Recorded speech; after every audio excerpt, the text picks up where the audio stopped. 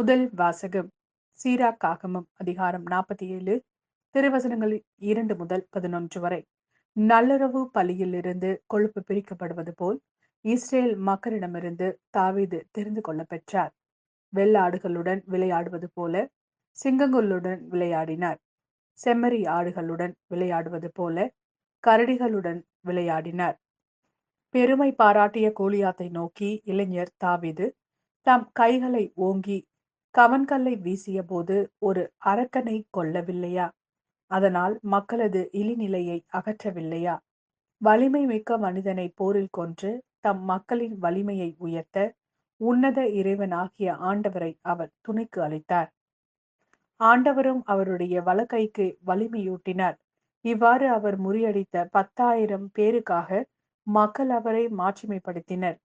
ஆண்டவருடைய ஆசிகளுக்காக அவரை புகழ்ந்தனர். மாட்சியின் மணிமுடியை அவருக்கு சூட்டினர். எப்புறமும் அவர் பகைவர்களை துடைத்தளித்தார். எதிரிகளான பெலிஸ்தியரை அடக்கி ஒழித்தார். அவர்களுடைய வலிமையை அறவே நசுக்கினார். தம் எல்லா செயல்களிலும் மாட்சியை சாற்றும் சொற்களால் உன்னத இறைவனாகிய ஆண்டவருக்கு நன்றி செலுத்தினார். தம் முழு உள்ளத்தோடும் புகழ்பா இசைத்தார். தம்மை படைத்தவர் மீது அன்பு செலுத்தினார். தங்களுடைய குரலால் இன்னிசை எழுப்ப பாடல்களை பலிப்பீடத்திற்கு முன் நிற்க செய்தார். திருவிழாக்களை சீரோடும் சிறப்போடும் கொண்டாட செய்தார். ஆண்டவருடைய திருப்பெயரை அவர்கள் புகழ்ந்து பாடுவதால் திருவிடம் வைகரையிலிருந்து எதிரொலிக்கும்படி ஆண்டு முழுவதும் காலங்களை குறித்தார். ஆண்டவர் அவருடைய பாவங்களை நீக்கினார். அவருடைய வலிமையை என்றென்றைக்கும் உயர்த்தினார். மன்னர்களின் உடன்படிக்கையையும் இஸ்ரேலின் மாட்சியின் அரியணையையும் அவருக்கு கொடுத்தார். இது ஆண்டவரின் அருள்வாக்கு. இறைவா, உமக்கு நன்றி. மாட்கெழுதிய நற்செய்தி அதிகாரம் 6 திருவசனங்கள் 14 முதல் 29 வரை. இயேசுவின் பெயர் எங்கும் பரவியது. ஏரோது அரசனும் அவரை பற்றி கேள்வியுற்றான். சிலர் இருந்த திருமுழுக்கு யோவான் உயிருடன் எழுப்பப்பட்டு விட்டார். இதனால்தான் இந்த வல்ல செயல்கள் இவரால் செய்யப்படுகின்றன என்றனர். வேறு சிலர் இவர் எலியா என்றனர். மற்றும் சிலர் ஏனைய இறைவாக்கினரை போல் இவரும் ஒரு இறைவாக்கினரே என்றனர். இதை கேட்ட ஏரோது, இவர் யோவானே. அவர் தலையை நான் வெட்ட செய்தேன், ஆனால் அவர் உயிருடன் எழுப்பப்பட்டு விட்டார் என்று கூறினான்.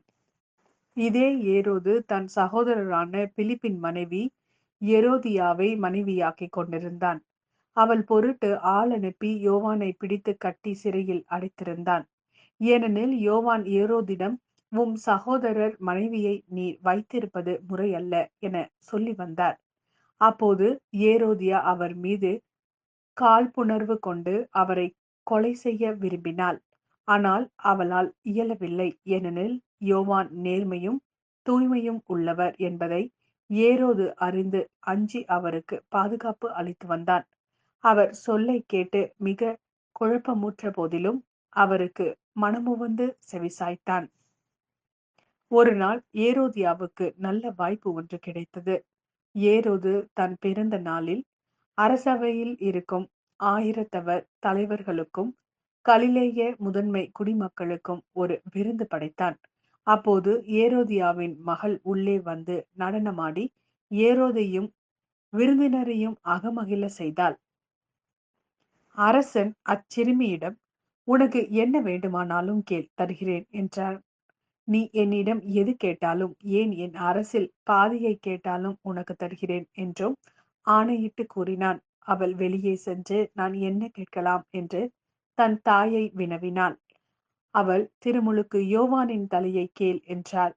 உடனே சிறுமி அரசரிடம் விரைந்து வந்து திருமுழுக்கு யோவானின் தலையை ஒரு தட்டில் வைத்து, இப்போதே எனக்கு கொடும் என்று கேட்டாள். இதை கேட்ட அரசன் மிக வருந்தினான். ஆனாலும் விருந்தினர் முன் தான் ஆணையிட்டதால் அவளுக்கு அதை மறுக்க விரும்பவில்லை. உடனே அரசன் ஒரு காவலனை அனுப்பி யோவானுடைய தலையை கொண்டு வருமாறு பணித்தான். அவன் சென்று சிறையில் அவருடைய தலையை வெட்டி அதை ஒரு தட்டில் கொண்டு வந்து அச்சிறுமியிடம் கொடுக்க, அவளும் அதை தன் தாயிடம் கொடுத்தாள். இதை கேள்வியுற்ற யோவானுடைய சீடர்கள் வந்து அவருடைய உடலை எடுத்து சென்று ஒரு கல்லறையில் வைத்தார்கள்.